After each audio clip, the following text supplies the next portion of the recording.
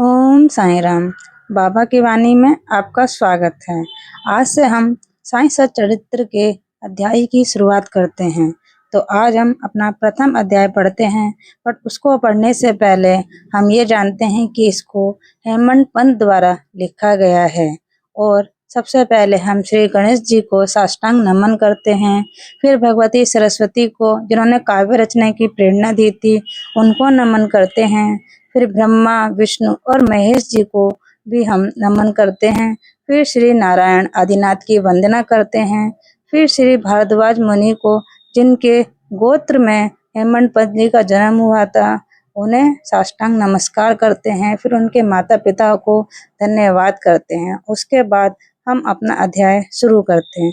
सन 1910 में हेमंत पंत जी एक दिन सुबह बाबा के दर्शन के लिए द्वारका माई गए।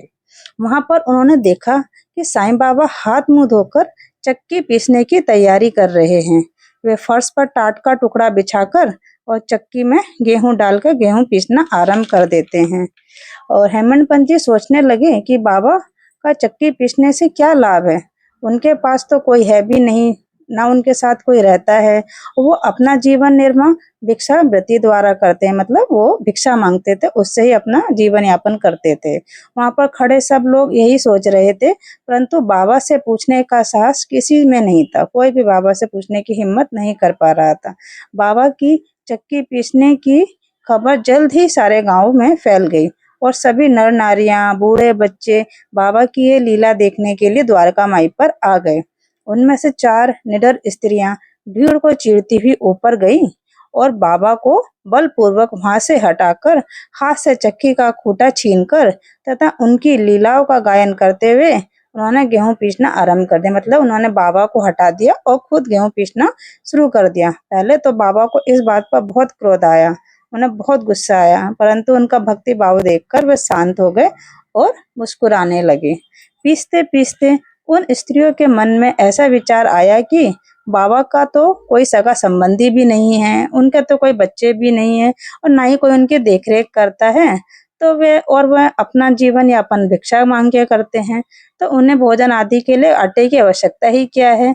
बाबा तो परम दयालु हैं, हो सकता है ये आटा वो हम सब में ही बांट दें, हम सबको ही दे दें। पीसने का खत्म कर उन्होंने चक्की को एक तरफ रखा और उन चारों ने मिलकर उस आटे को 4 भागों में बांट लिया और अपने अपने घर लेकर जाने लगी। ये देखकर जब बाबा इतनी देर से शांत बैठे थे, बाबा को अचानक ही क्रोध आ गया और वे गुस्से में उन औरतों को अपशब्द कहने लगे। तुम पागल हो गई हो क्या? किसके बाप का माल समझ कर इसे हड़प कर लेके जा रही हो? जी हाँ, हमारे बाबा को समय आने पर गुस्सा भी बहुत आता था और वे बहुत क्रोध करते थे, बहुत गुस्से वाले थे साईं बाबा। उन औरतों पर गुस्सा करके फिर बाबा बोले, जाओ ये आटा ले जाकर गांव की सीमा पर बिखेराओ। मतलब शिरडी जो गांव था हमारा, उसकी चारों तरफ उन्होंने उस आटे को बिखेरने के लिए बोल दिया था। हेमंत पंत ने शिरडी वासियों से पूछा, ये सब क्या हो रहा है?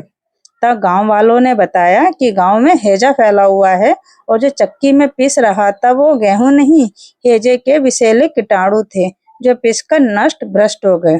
और सच में तब से गांव से हैजा पूरी तरह समाप्त हो गया था। आटा पीसने से आटा पीसने का अर्थ यहाँ पे ये भी बताया हेमंत पंत के हिसाब से कि पीसने से अभिप्राय है कि बाबा उस चक्की में अपने भक्तों के पापों को, दुर्भाग्यों को, मानसिक शारीरिक तापों से जो उन्हें कष्ट मिलता था उसको पीसते थे। उनकी चक्की के जो 2 पाटे थे, ऊपर का पार्ट था भक्ति का तथा नीचे का कर्म का था।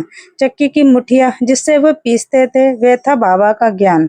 बाबा का दृढ़ विश्वास था कि जब तक मनुष्य के हृदय से प्रवृत्तियां, अशक्ति और घृणा तथा अहंकार नष्ट नहीं हो जाते हैं, जिनका नष्ट होना अत्यंत दुष्कर है, तब तक ज्ञान तथा आत्मानुभूति संभव नहीं है। इसी प्रकार जब तक बाबा शिरडी में रहे वो चक्की पीसते रहे और अपने भक्तों के कष्टों को दूर करते रहे। अगले अध्याय को जानने के लिए चैनल को सब्सक्राइब कीजिए, वीडियो को लाइक कीजिए।